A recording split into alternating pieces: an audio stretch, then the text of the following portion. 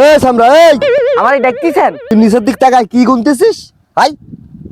ভাই আমি নিচের দিক তাকায় ভাই এই সিমেন্টের এইগুলো ভাই গুনতিলাম, গুনতে যাচ্ছিলাম ভাই।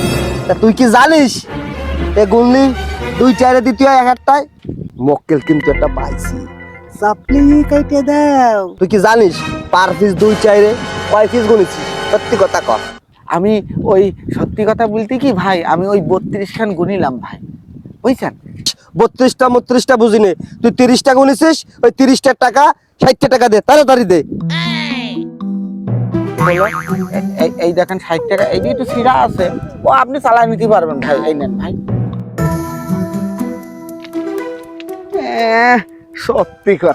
সত্যি কথা কি আমি কইছি নে, আমি গুনিছি 152টা, আর ওকে মিথ্যা কথা কইছি 30টা।